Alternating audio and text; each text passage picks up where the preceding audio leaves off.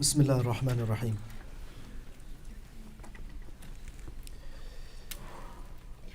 I want you to imagine a pond. This pond is getting water from 4 small streams. As the streams bring in the water to the pond, it gets filled up. And depending on the quality of water that the streams are bringing in, that is the quality of the water that is left in that pond. Now imagine for a second that the water of one of those streams becomes contaminated. You've probably all heard of E. coli outbreaks and what havoc that causes to humans and animals in those areas. If one stream is contaminated, all the water in the pond is ruined, and instead of becoming a source of life and nourishment and enrichment, it becomes a source of disease and even of death. Now imagine that your heart is that pond, and there are streams bringing substance into your heart. If those streams are bringing good stuff, then what's left in your heart is good. And if even one of the streams is bringing in something contaminated or toxic, that becomes a condition of your heart. The 4 streams to our hearts are the gaze, the ears, the mind, and the tongue. What we see gets imprinted on our hearts. What we look at becomes imprinted on our hearts. It leaves a mark. If it's good, it will leave a good mark. Good in the sense of morally good. And if it's morally incorrect, it also leaves an imprint on our heart. The same thing happens with what we listen to. If we listen to something immoral, something that is incorrect, it will have that impact on our heart. The same thing happens with what we think about, what we deliberate about, what we allow ourselves to think, or what we make ourselves think about. What types of images do we bring into our head? It leaves its imprint on our hearts. And lastly, the tongue. What we say has a direct impact on our hearts. The tongue is very interesting that way, because the tongue is, on one side, it's a messenger of the heart. It conveys messages from the heart.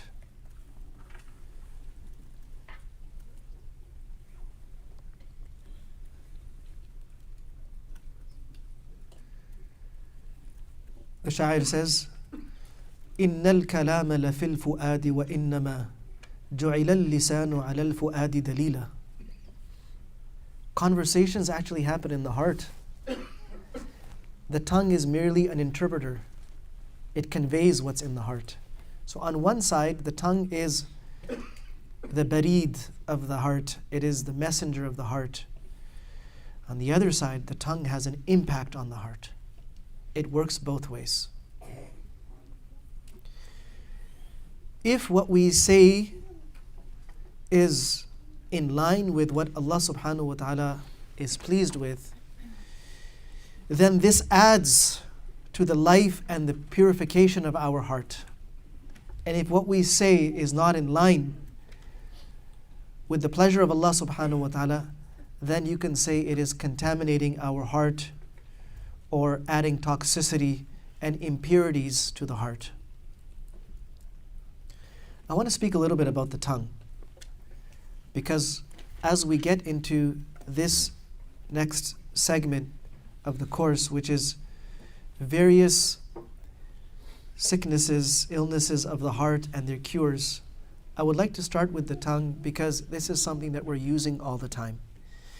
And when I say tongue, you can assume that by extension, I am also referring to what we write, what we message, what we type,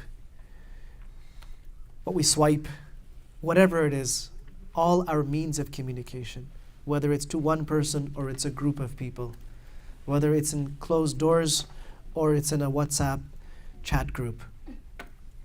It's all communication.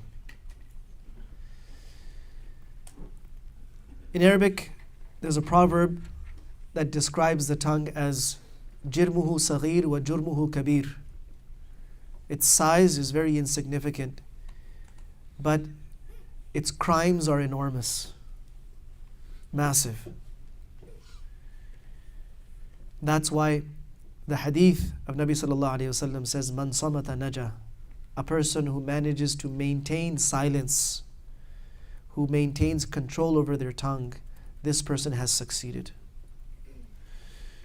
Abdullah ibn Sufyan radiallahu anhu asked the Prophet sallallahu alayhi wasallam some questions. Amongst them, he asked, what is it that I should be most cautious about? فَمَا أَتَّقِي.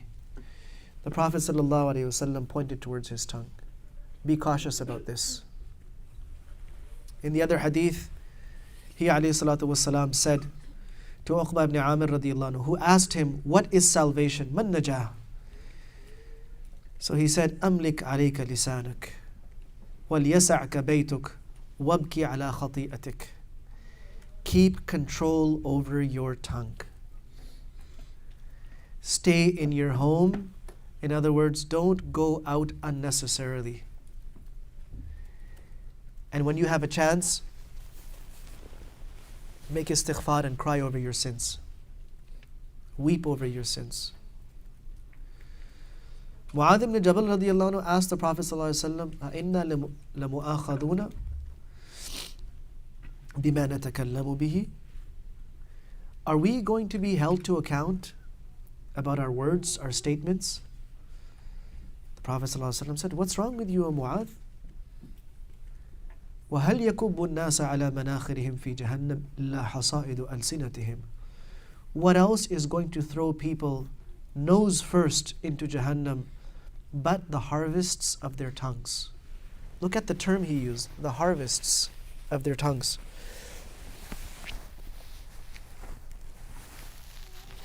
In this hadith, the Prophet ﷺ gave a very powerful metaphor that the example of words that we speak or statements that we make are like seeds. Every time we say something, it's like we've planted a seed. It's either going to bear a good plant or an evil plant. Something beneficial or something harmful. Something that would be used as nourishment or something that would be poisonous. On the Day of Judgment, you can say all of those crops are going to be harvested. And it will be seen who planted good beneficial crops and who planted poisonous ones. And most people will have planted poisonous ones. So the harvests of their tongues will have them thrown face first into Jahannam.